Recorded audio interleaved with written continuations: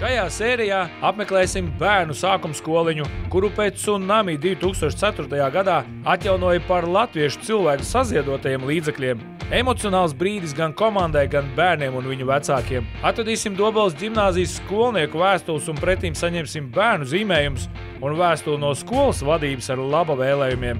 Pēc skolas brauksim uz okeānu, izmēģināsim, kā ir sēdēt Šrilankas zvejas koku statīvā un ķert zivis. Bet šī vakara viesnīca būs pārpildīta ar ziloņu statujām un dekorācijām. Vakarā dejas pludmales smiltiņās un nākamajā dienā ekskursija pa vietējo pilsētiņu, kur gids izstāstīs par 2004. gada tsunami.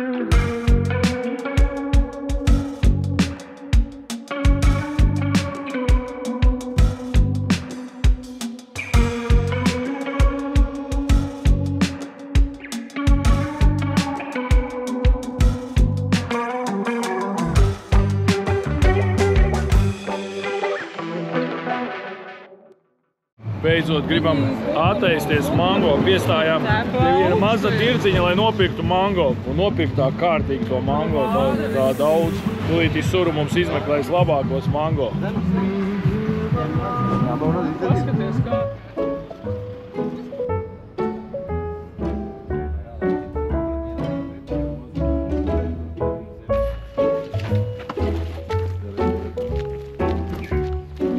Hello. It's you can do. Aibona.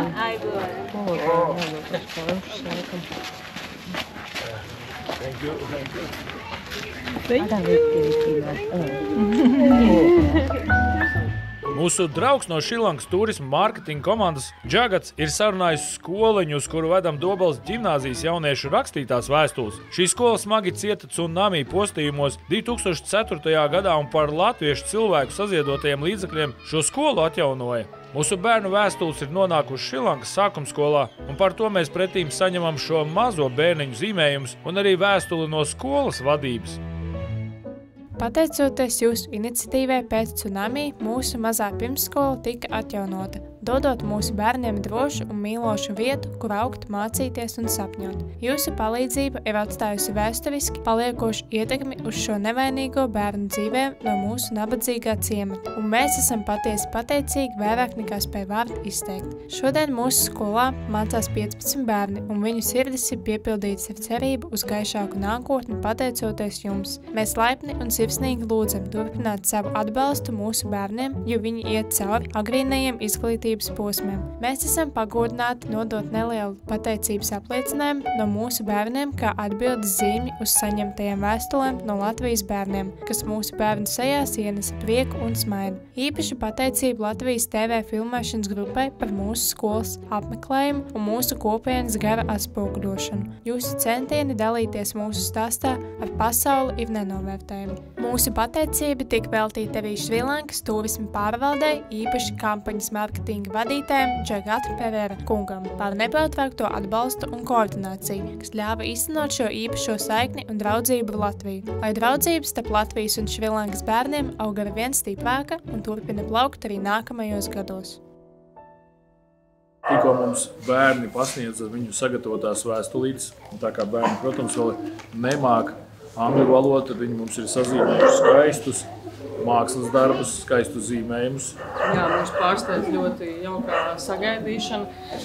Tradīcija viņiem esot tāda, kad jaunākā paudze, ja ierodās mājās vai ciemos vecāka vecākas paudzes cilvēki, tad viņi viņus sagaida, izrādot cieņu, saliekot rociņus kopā un noliecoties. Mūs šodien sagaidīja ar skaistām, burvīgajām ziedu krēlēm un, protams, mazie izrādīja vienkārši fantastisku cieņu. Viņiem ir jau no mazotnes liktas iekšā šīs manieres.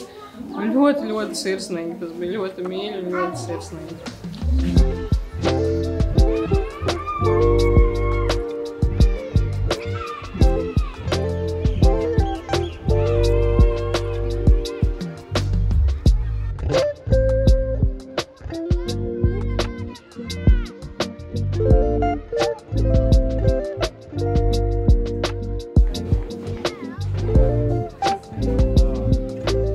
Mūs atnesa pacienāja ar kinkoku riekstu un atnesa mums arī kukurūzas, vārītas kukurūzas.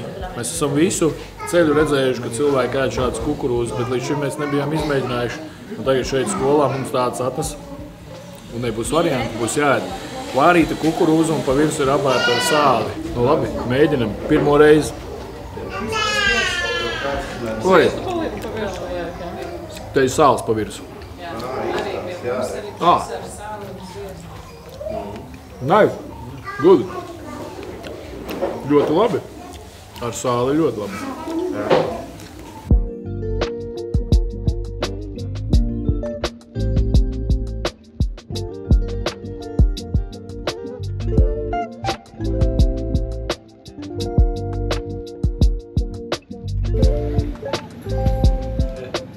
We are so grateful for your kind welcome. ඇත්තටම ඔයාලගේ තිබ්බ කාරුණිකත්වයට එයාලා ගෞරව කරනවා. And I'm sure that our children will be very glad to receive those beautiful. ඇත්තටම එයාලගේ අදපු චිත්‍ර drawings හරිම ලස්සනයි. And so we wish you to become a happy, healthy and smart people. And someday maybe we will meet you, or maybe our children will meet you. අනාගතේ හම්බෙනකොට නිරෝගීමත් වැඩදායි පුද්ගලයන් බවට පත් වෙන්න කියලා ප්‍රාර්ථනා කරනවා මේ ළමයි. Thank you, thank you. Šeit pie šīs skolas ir izvietotas tādas plāksnes, kur, protams, lielāko daļu mēs nesaprotam, kas ir rakstīts. Bet šeit mēs varam izlasīt from the people of Latvia. Tātad tas nozīmē, ka ar Latvijas iedzīvotāju palīdzību šī skola tika atjaunota, kā jūs teicu, 2004. gadā pēc tsunami un pēc zemestrīces. Un, protams, ka viņi ir priecīgi satikt latviešus. Viņi zina, protams, ka latvieši viņiem ir palīdzējuši. Un, arī mēs esam vienkārši fantastiski, gan lepni, gan priecīgi, gan tikpat arī emocionāli šajā brīdī, kad varam stāvēt kaut kur tālu projām otrā pasaules malā pie kādas nelielas lauku skoliņas, ko ir atbalstījuši Latvijas cilvēki, Latvijas iedzīvotāji. Tas ir vienkārši fantastiski. Brīnišķīga pieredze un tiešām paldies, kad Šrilanka šo pieredzi mums ir saorganizējusi. Tas ir kaut kas neticams, kad mēs šeit varam būt Šrilankas nostūrītī, kur ir pieminēts mūsu mazās valstiņas vārds.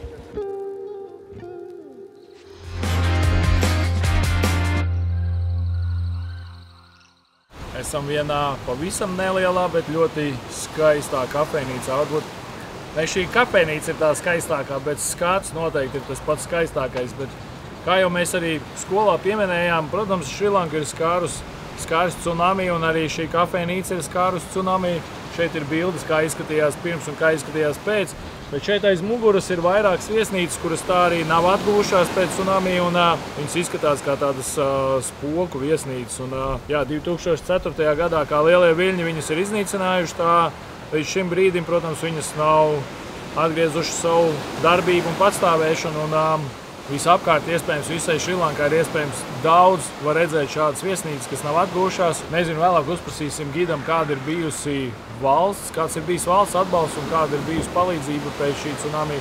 Nu ko, tāds ir viņu liktenis. No vienas puses ir, protams, forši dzīvot Indijas okeānā, no otras puses atkal ir diezgan baismīgi, jo tu nezini, kurā brīdī var uznākt tsunami vai būt varbūt kāda zemestrīce. Bet, kamēr viss ir mierīgi, mēs pabaudīsim pusdienas un papriecāsimies par šo jauko burvīgo pludmalu. Un gids mums arī piedāvāja iet nopeldēties.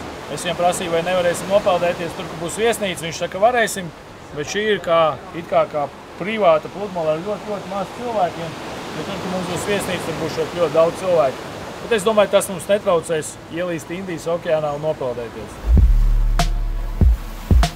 No balkona šeit pavaras pasakaini skaists skats uz okeānu un tā sajūta, ka dienvidu virzienā ir tikai Indijas okeāns un neviena cita zeme līdz pašai Antarktīdai.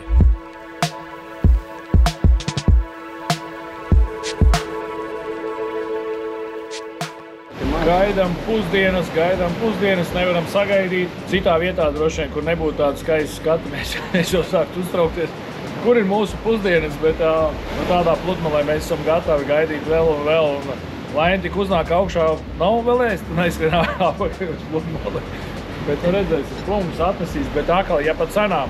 Voks ar dārzeņiem maksā 3 eiro, voks ar garnelēm maksā 4 eiro.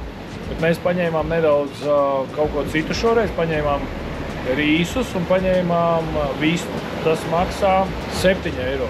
Jā. Iespējams, ka tur būs daudz garas, tāpēc, ka 7 eiro vēl līdz šim ēdiens neviens tik dārgi nav maksājis. Bet, ja ņemam to, ka mēs esam tādā skaistā pludmalē, tad, protams, porcija 7 eiro, tas galīgi nav dārgi.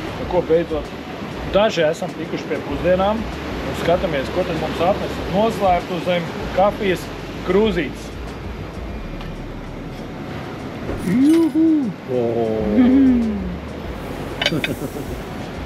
Vēl viena ideja mājās. Izskatās labi. Skaties, kas te? Nudulītes ar garnelītēm. Norau vaļā. Tāda paša.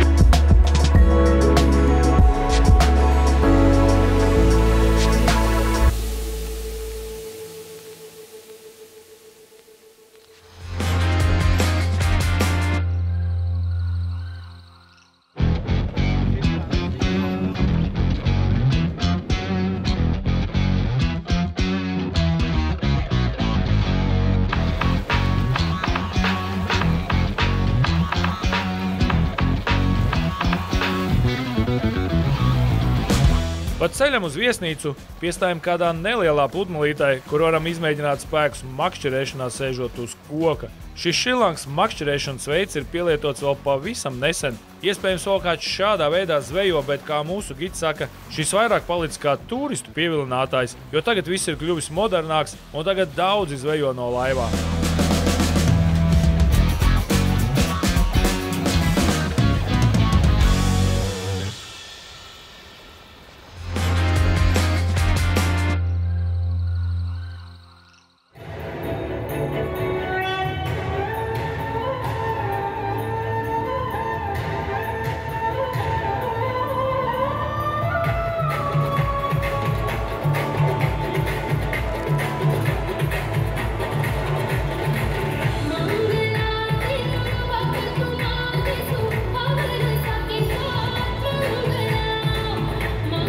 Nu ko, esam atbraukuši uz vienu no savām pēdējām viesnīcām un iebraučot šajā viesnīcas teritorijā, braucām pa tādām mazām ieliņām, kur vispār brīnījāmies, kā tur laiž mašīnas iekšā, jo šīs te mašīnas, bija ļoti grūti samainīties vienai ar otru, tā šķita tāda maza gājēja ieliņa. Braucām un ceļa beigās iebraucām vienā lielā teritorijā, kur atvērās šlagbaums un pacēlās liels debesskrāpes, kas izrādījās mūsu viesnīca. Apkārt ļoti sakopti dārzi, zaļumi. Vienkārši bija tāds pārsteiguma moments, vau! Es uzreiz varam teicu, mēs esam iebraukuši Dubajā, jo tikai Dubajā mēs redzējām tādus debesskrāpes un tik ļoti sakoptu teritoriju. Tiešām luksusa klases tāds līmenis. Līdz šim mums neviena viesnīca tāda nebija bijusi. Šeit ir ļoti liels plašums. Viesnīcas teritorija ir ļoti milzīga, 3 restorāni, baseins, disko bārs, un numuriņš ir vienkārši lielisks. Liekas, ka te viss ir ļoti dārgs, bet ieejot booking.com, paskatījāmies ļoti pieejamas cenas, pārsteidzoši. Par 2 naktīm tikai 140 vai 150 eiro ar iekļautām brokastīm. Es teikšu, mani ļoti pārsteidz šī cena un šis līmenis, jo šī ir luksusa klases, tāda viesnīca. Starp citu, ienākot viesnīcā, tieši mūsu grupai filmēšanas bija noorganizēts tāds welcome dance, welcome deja. Uzstājās mums grupiņa ar 3 dejotājiem, mums nodejoja vietējo šrilankiešu deju. Mēs vēl viņiem nofotografējāmies un tad mūs atveda uz šo mūsu numuru, kurš ir, mani pārsteidz šis plašums, vienmēr sakot. Ir vannas istaba, paskatieties, te ir liels stikls. Protams, var aiztaisīt aizskariņu ciet. Tīrā romantika. Guli un skaties televizoru. Vannas istaba ir plaša, te ir gan vanna, gan duša. Viesnīca ir nesen uzcelta. Izrādās, ka viņa ir tikai 4 gadus jauna. Acīm redzot, viesnīcas īpašnieks ir, kā mums pateica, vietējais šrilankietis. Un kāpēc mēs domājam, kāpēc tā cena ir tik pieejama, jo šeit ir ļoti, ļoti daudz stāvi un ļoti daudz numuriņu. Tātad, acīm redzot, šeit iziet uz to, kad brauks daudz viesi. Un tāpēc ir uztaisīta tāda ļoti, ļoti patīkama, tiešām ļoti patīkama cena. Vienkārši pārsteidz.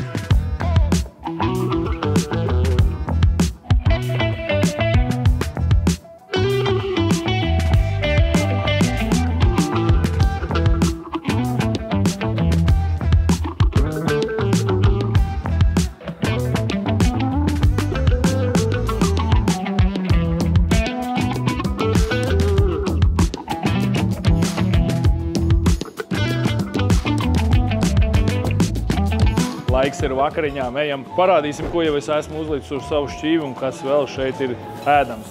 Tik tālu es esmu ticis. Man ir nūdelītes, man ir īsi, man ir vista, man ir gaļa. Un tagad iesim, parādīsim, kas vēl šeit ir garšīgs. Es tā saprotu, šeit ir dažādas virtuves, šeit ir arī indiešu virtuve, šeit ir Turcijas iespējams virtuve, šeit ir saucās country rice, bet tie ir īstenībā griķi, tieši tādi, kā mums ir griķi. Grīķi rīsi, vista ar kariju, lielopa gaļa ar dažādiem dārzeņiem, zivs un kalmāri. Bet šeit izskatās, ka ir ļoti daudz ēdienu, tos, ko mēs jau garšojām, kad mēs bijām ciematā, tātad pie vienas sievietes, kas mums gatavoja ēst. Bet īstenībā ir tā, ka uzreiz ar pirmo reizi nevar visu ņemt ļoti daudz, tādēļ, ka mēs nezinām, kur ir as, kur nav as. Varam īstenībā diezgan iegrāpties, bet, piedāvājums ir ļoti plašs. Atkal žēl, ka mēs neesam ļoti izsalkuši, jo visu pagaršot, iespējams, nedēļas laikā visu mēs pagaršot varētu. Bet tagad mums ir vienas vakariņas un vienas brokas, un noteikti mēs esam pārliecināti, ka arī brokastīs būs daudz ko ēst. Esam šķīvi salikuši, pilnu ar dažādiem ēdieniem no dažādām valstīm. Ejam, mēģināsim, garšojam un izstāstīsim, kāds viss garšoja. Es sāku ar rīsiem, rīsi ir ļoti labi. Nav vasi? Nav vasi, nē. Es paņēmu asos kartupeļus. Augstos, tā kā salāti. Saldajā ēdienā.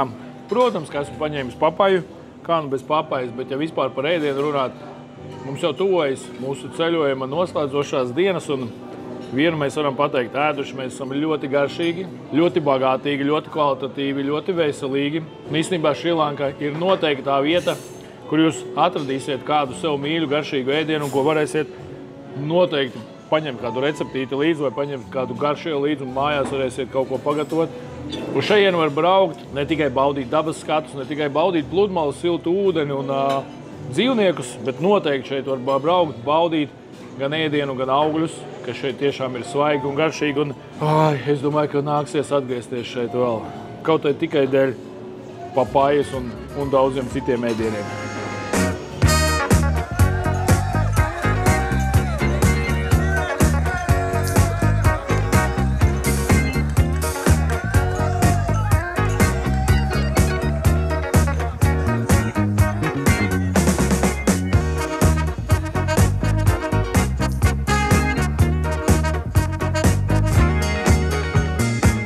Kad esam kārtīgi pēduši vakariņas, nav veselīgi ar pilnu vēderi iet gulēt. Tādēļ aizējam vēl uz pludmali, izbaudām latīņu ritmus un pludmalas smiltiņās uzdejojam. Sērijas turpinājumā gids izrādīs vietējo pilsētiņu un izstāstīs par tsunami, kas gāzās pāri salai 2004. gadā. Ja jau esat iepazinuši Šrilanku un vēlaties turpināt izzināt tropu dabu un unikālas kultūras, pievienojieties ceļojuma ekspertei Jolantai braucienā uz īsto Kubu. Nelielas grupas ekskursiju plānot jau nākamā gada martā. Pasteidzieties, vēl var noķert autentisko Kubas šarmu, dzīvos stāstus, tradīcijas un pagājušā gadsimta amerikāņu posmi, kamēr bārā par rumu maksā tikai ar kolu. Vairāk informācijas un pieteikšanās estravel.lv rakstā Karību skaistule Kubā. Iepriekš sērijā esam ieradušies sākuma skolā, kur nodevām Dobeles ģimnāzijas skolnieku rakstītās vēstules un pretīm saņēmām bērnu zīmējumus. Pēc skolas braucam uz okeānu, izmēģinam, kā ir sēdēt Šrilankas zvejas koku statīvā un ķert zivis, bet pa nakti paliekam interesantā viesnīcā, kur visur dekorācija ir zilonis.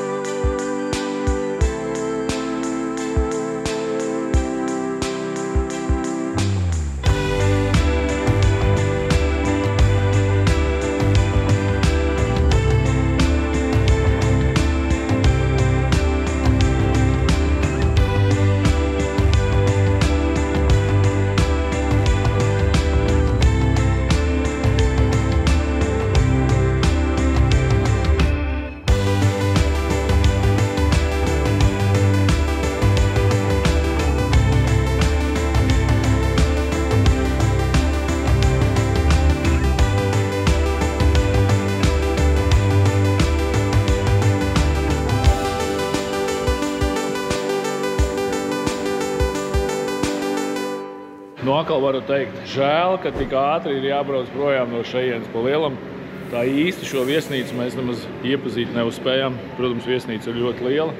Viesnīca ir tiešām tāda, kur gribētos vēl palikt vismaz 1-2 dieniņas. Bet, Šrilanka ir laikam patreiz ir tā zeme, tā vieta, kur gribētos šeit atgriezties ziemas laikā. Ziemā arī šeit ir silts, patīkami, nav daudz lietus, ir visu laiku šeit zaļš, viņiem ir visu laiku. Visu cauru gadu vienāds laiks, varbūt tā maijā viņiem ir nedaudz lietaināks. Bet tās cenas, kas ir šeit, protams, arī vakar aizējot uz disko bāru, kas ir beach bāru pie pašas pludmales, mēs paņēmām vairākus dzērienus, pacienājām ar alu arī gan gīdu, gan Isuru, mūsu vadītāju. Pa visiem kopā, manuprāt, samaksāja meitenes, paņēma kokteļus un mēs tur samaksājām laikam 30 eiro. Ļoti cenas ir patīkamas tieši mūsu Latvijas cilvēkiem. Mūsu algām, mūsu cilvēkiem šeit būs ļoti patīkami, varēs atpūsties jebkur, varēs iepirkties uz visurienu, iet uz restorāna. Nebūs jāskait naudiņu, nebūs jāskatās, cik kas maksā. Šeit tiešām tās cenas ir ļoti draudzīgas, ļoti patīkamas. Šodien Isuru no mums vakarā atvadās, jo viņam rīt esot jāiet uz darbu. Vai Tedijs vēl ar mums rītā nodzīvos kopā, pēc tam jau mēs no viņiem visiem atvadamies un 3 dienas padzīvosim vieni paši, kā teikt, dzīvosim zaļi. What you see behind me, it is the longest building that we find in the Portuguese ruling period. The composition, what it's made out is over here what you find, the lowest level is with granite, with the stone. And then the top part, it is with the corals. And then at the present day, it is a museum. It is the Maritime Museum of Gold, which has the artifacts from the Portuguese, Dutch and the British ruling period. Šobrīd atrodamies holandiešu fortā, ko ir sākuši celt 15. gadsimtā portugāļi, un no 16. līdz 18. gadsimtam ir pabeiguši holandieši. Ēkas, kuras atrodas man pa kreiso roku, ir iekļautas UNESCO mantojumā, un šobrīd tur arī dzīvo cilvēki. Tātad šī zona ir apdzīvota un ir palikusi tieši tāda, kāda tā ir no 16. līdz 18. gadsimtam būvēta.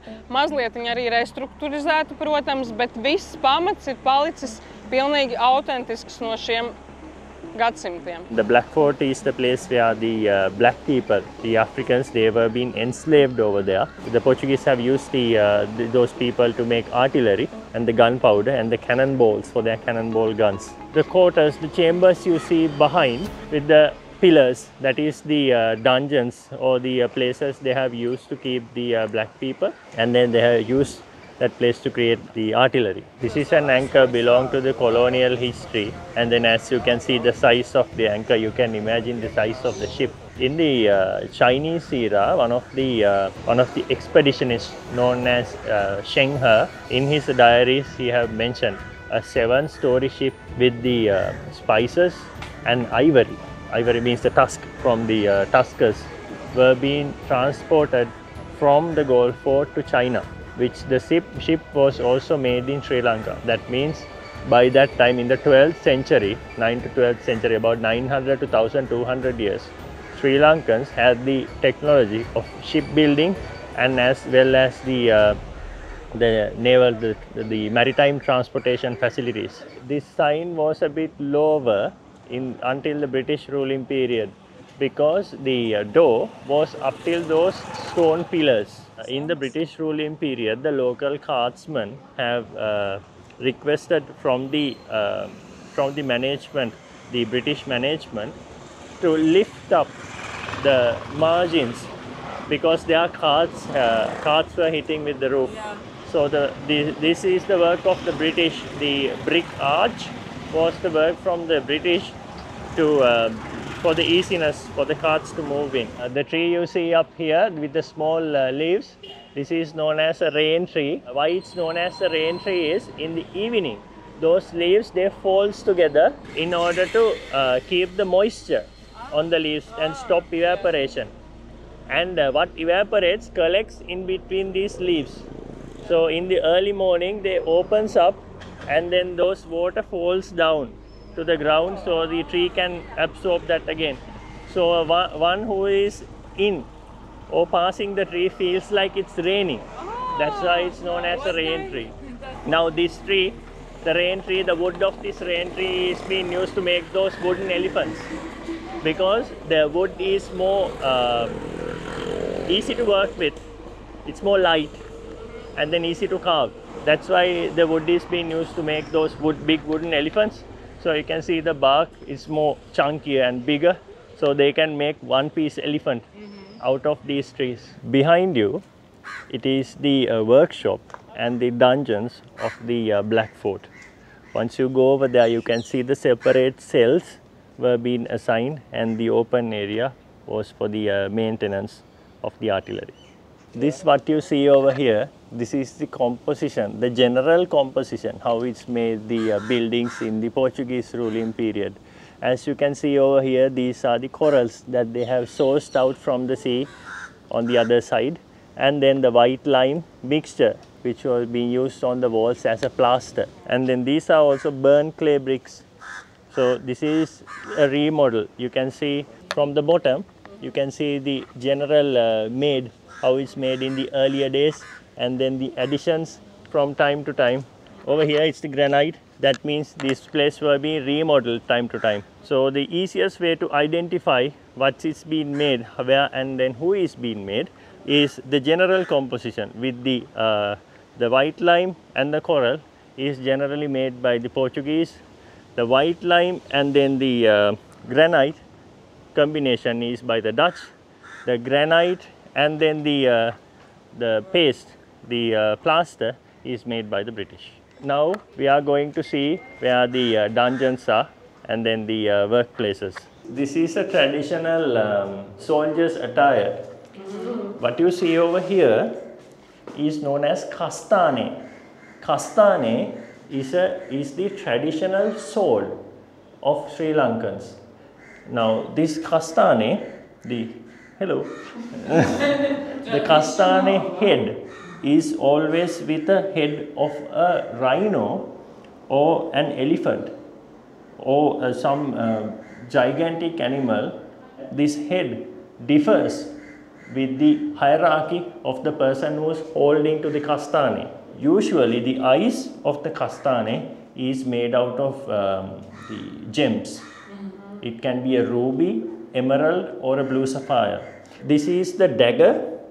The dagger is for the shorter distance fights, and then the kastane is for the short fights. When it came to the colonial period, they used this, the pistol, a single shot pistol with the powered with the gunpowder, and then a single bearing. Head of the pistol is not curved. It's not pointed one, so it's a single shot, and when they fire the shot, the reaction is a bit more. The gunpowder sack, this is the clip, and then they open and they put gunpowder and they close the clip. This is a fine piece made out of, as you can see, the bronze and the gold touch over here. When you look closely, you can also see the gems. And then this is a working cannonball gun, which now stays in Netherlands, the Museum of Netherlands. We are now at the Moon Bastion. So each bastion has a name, and the Star Bastion is over there, and the Sun Bastion is over there. This is the Moon Bastion, and over here you can see the clock tower, which is made out of granite in the British ruling period. It was being done by the Sri Lankan VVIP representative for the British, Samson Abrudi Costa Rajapaksa. By that time, he has spent only 5,000 rupees to build this structure. What you see behind me, it is the Galle International Cricket Stadium. And then this is also a part of the UNESCO World Heritage. In the day of the tsunami, on the 26th of November in 2004, the whole area was being destroyed by the tsunami. What you see behind me, the brown color building, it is the new bus station, because the old bus station was completely wiped out by the tsunami. And then they had to rebuild everything. What you see behind me. Towards the other side, it is the railway station, which was built by the British. And then the Galle city itself, it is a heritage city. Inside, what you see, all its heritage, and then the new town is over there.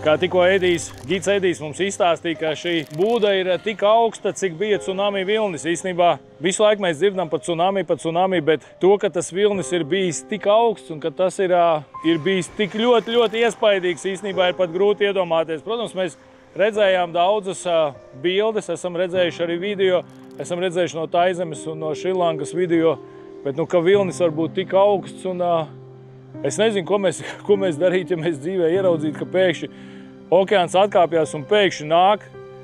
Cik tā māja ir augsta, varētu būt 5 stāvi. Un ka tāds vilnis pēkšņi nāk, protams, ka viņš nopost visu savā ceļā. Tā kā, mēs Latvijā laikam varam būt priecīgi, kad mēs dzīvojam Baltijas jūrā, kur iespējams tsunami nevar būt, bet ja viens kaut kas viņiem ir, saulīt, siltums un augļi, tad droši vien visu laiku ir jābūt tādā uzmanībā, jābūt gatavībā, ka var notikt arī gan zemestrīces, gan arī tsunami. Bet, šī statuja ir ļoti iespaidīgā augumā. Tā kā labi, ka mēs esam 21 gadu vēlāk un ka neesam šeit 26. decembrī 2004. gadā.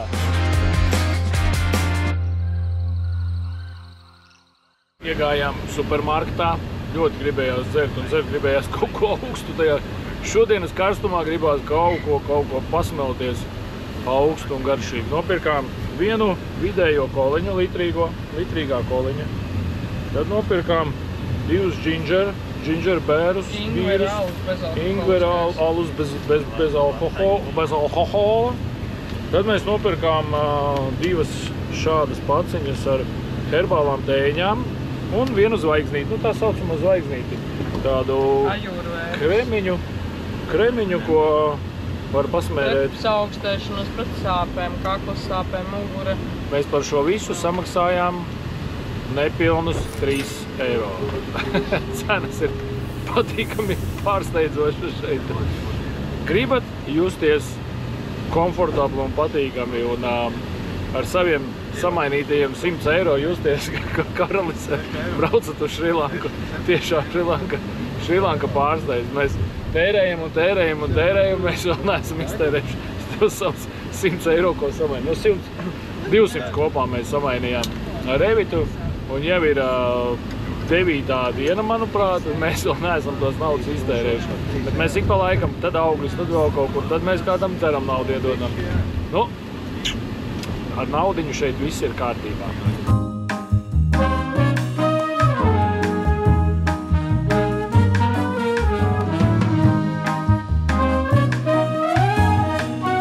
Kogala Sea Turtle Farm ir īpaša vieta Šrilankā, kur rūpējas par bruņurupučiem un to nākotni. Šeit var redzēt, kā tiek izglābts un aprūpēts mazuļu olas, kā arī pieauguši bruņurupuči, kas atgūstas no ievainojumiem. Apmeklējot šo vietu, ik viens var uzzināt par bruņurupuču dzīves ciklu un palīdzēt aizsargāt šo apdraudēto sugu. Tā ir gan izglītojoša, gan sirsnīga pieredze, kas atgādina, cik svarīgi ir sargāt dabu.